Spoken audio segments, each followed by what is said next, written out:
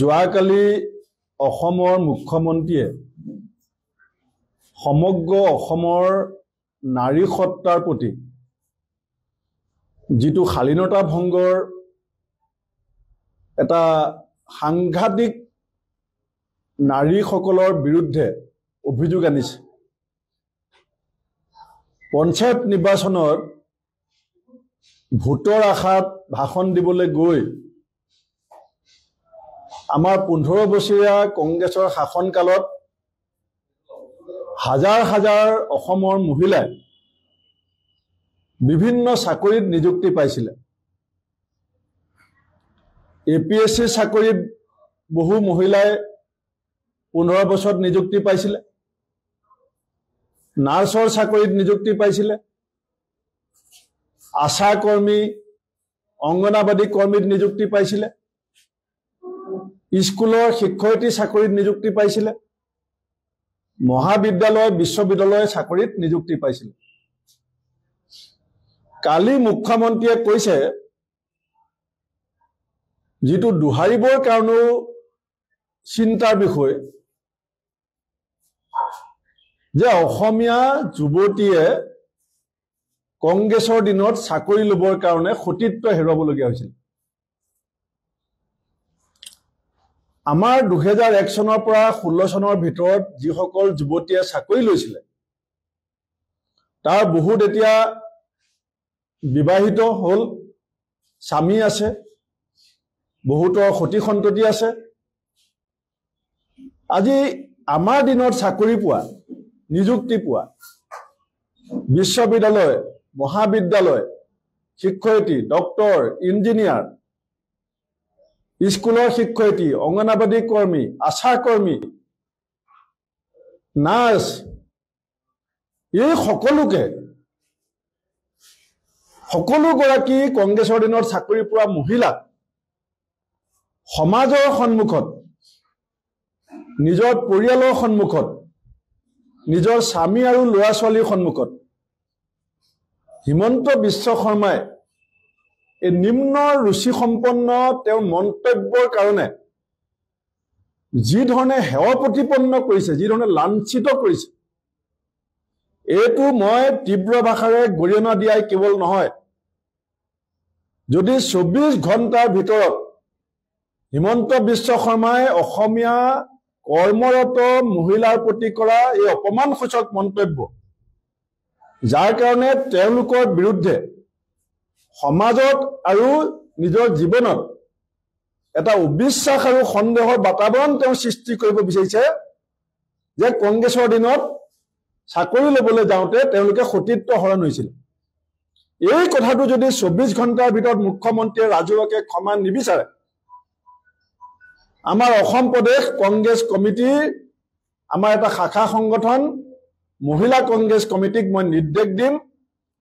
গুৱাহাটী হাইকোৰ্টৰ দ্বাৰস্থ হ'বৰ কাৰণে। আৰু government is a collective responsibility. এখন চৰকাৰ এটা সংঘবদ্ধ প্ৰচেষ্টাৰ ফল। হিমন্ত বিশ্ব শৰ্মা কংগ্ৰেছৰ শাসনকালত 15 বছৰ মন্ত্ৰী আছিল। তেতিয়া তেওঁ ধৃতৰাষ্ট্ৰ আছিলে নেকি? তেতিয়া তেওঁ চকুত ক'লা কাপোৰ বান্ধি থোৱা আছিল নে? গতিকে মই এইটো অত্যন্ত দুখেৰে কৈছো যে এজন অসমীয়া হিচাপে মোৰ আত্মসন্মান আৰু স্বাভিমানত লাগিছে যে মোৰ ৰাজ্যখনৰ চৰকাৰৰ দিনত নিজৰ যোগ্যতাৰ বলত বিভিন্ন ধৰণৰ ইণ্টাৰভিউৰ জৰিয়তে চাকৰি পোৱা গোটেই কেইগৰাকী মহিলাক সতীত্ব হৰণ হোৱা বুলি যিটো অভিযোগ আনিছে, এইটো মুখ্যমন্ত্ৰীয়ে উঠাই ল'ব লাগিব। মুখ্যমন্ত্ৰীয়ে অসমীয়া নাৰী সমাজৰ ওচৰত ক্ষমা খুজিব লাগিব। আৰু মই নাৰী মুক্তি সংগ্ৰামৰ কথা কোৱা সকলো সংগঠনকে এজন মুখ্যমন্ত্ৰীয়ে ইমান নিজ, ইমান সংস্কাৰবিহীন, ইমান শালীনতাবিহীন বক্তব্য অসমীয়া নাৰীৰ বিৰুদ্ধে কৰোঁতে তেখেতসকলেও এই সম্পৰ্কত তেখেতসকলৰ তাৎক্ষণিক প্ৰক্ৰিয়া অসমৰ ৰাইজৰ সন্মুখত ৰাখিব বুলি পেলাই মই আশা প্ৰকাশ কৰিছোঁ। দ্বিতীয়তে, কালি হিমন্ত বিশ্ব শৰ্মাই কৈছে যে কংগ্ৰেছ কৰ্মীলে তেওঁ বেয়া লাগে কংগ্ৰেছে ইলেকশ্যনত পোষ্টাৰ বেনাৰ পোৱা নাই কংগ্ৰেছৰ হাতৰ চিম্বলখন অসমৰ মানুহৰ হৃদয়ত আছে অসমৰ মানুহৰ স্মৃতিত আছে আমি কয়লা সিন্ডিকেটৰ পইচাৰে তুলিৰাম ৰংহাঙৰ নিচিনাকে 2 লাখ কিমান টকা বৰে পাহৰিয়ে গৈ 200 কোটি টকীয়া পেলেচ হিমন্ত বিশ্ব শৰ্মাৰ আটাইতকৈ ঘনিষ্ঠ তুলিৰাম ৰংহাঙে 200 কোটি টকাৰ পেলেচ বনাইছে দীনদয়াল উপাধ্যায় শ্যামাপ্ৰসাদ মুখাৰ্জী অটল বিহাৰী বাজপেয়ী তেওঁলোকে ভাৰতবৰ্ষৰ ৰাইজক যিখন দেশৰ সপোন দেখুৱাইছিল সেই সপোনৰ লগত হিমন্ত বিশ্ব শৰ্মাৰ ঘনিষ্ঠ তুলিৰাম ৰংহাঙৰ পেলেচটো মিল নাখায়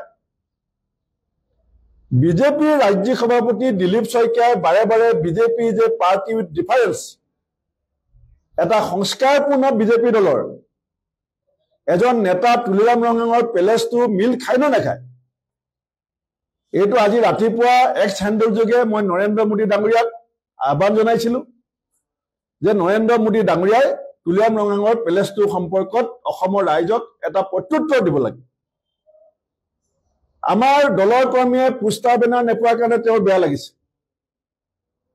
কিন্তু ৰাজেন গোহাঁই ডাঙৰীয়াৰ কাৰণে তেওঁৰ বেয়া নালাগে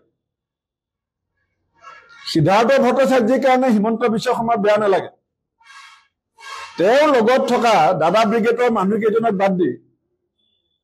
বাকী হাজাৰ হাজাৰ বিজেপি পুৰণা কৰ্মীবিলাকৰ অৱস্থা কেনেকুৱা সেইটোক লৈ তেওঁ বেয়া নালাগে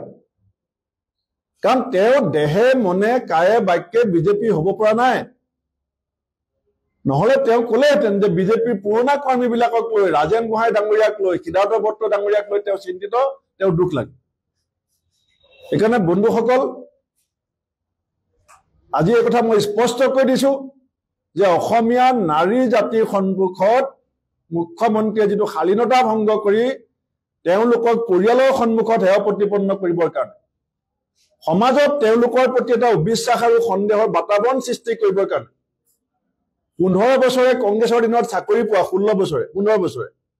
এই মহিলাসকলক তেওঁ যিটো শালীনতা ভংগ কৰিবলৈ চেষ্টা কৰিছে ইয়াত তেওঁ ৰাজহুৱাকে ক্ষমা খুজিব লাগিব আৰু অন্যথাই আমি ন্যায়ালয়ৰ দ্বাৰস্থ হোৱাৰ সিদ্ধান্ত লৈছোঁ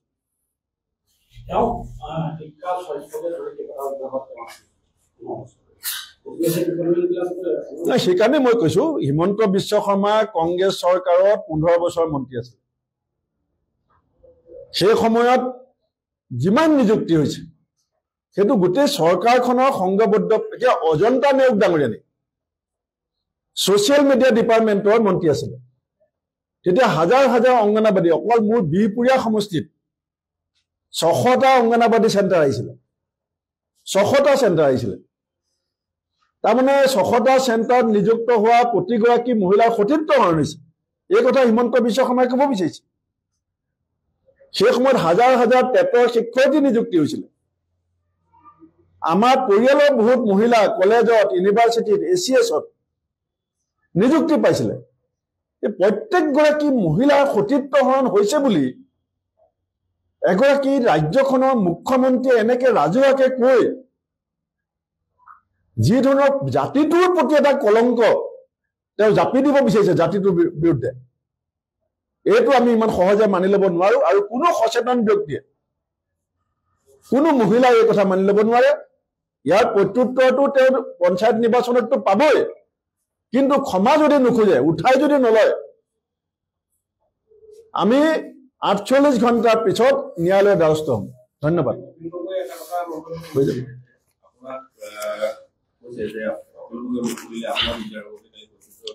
নাই মই অখিল গগৈ ডাঙৰীয়াক মোৰ বিৰুদ্ধে আৰু গোটেই চৰকাৰখনক মোৰ বিৰুদ্ধে মুখ খুলিবলৈ আহ্বান জনাইছো অসমৰ কোনো মানুহে কোনো কথাত মোৰ বিৰুদ্ধে মুখ বন্ধ কৰি ৰাখিব নালাগে খুলিব লাগে মুখ মই চেলেঞ্জ কৰিছো এনিবডি I welcome যি অভিযোগ আছে মোৰ বিৰুদ্ধে কৈ দিয়ক মই কি কৈছো অখিল গগৈৰ বিৰুদ্ধে গিয়েক ঘৈণীয়েকৰ মাজতো যদি কাজিয়া কেতিয়াবা হয় ঘৰত 5 ঘণ্টা 6 ঘণ্টা লাগে মাতবোল কৰিবৰ কাৰণে এছেম্বলিত লাইভ টেলিভিশ্যনৰ সন্মুখত অখিল গগৈ হিমন্ত বিশ্বৰ কাজিয়া আমি চবেই দেখো তাৰপাছত 5 মিনিট নহলে ফুসফুস ফাঁচ আৰম্ভ হৈ যায় এইটোৱে মই কৈছো মিত্ৰতা হ'ব নহয় সময়ে ক'ব কিন্তু এইবিলাক কথা স্পষ্টীকৰণ লাগিব হ'ব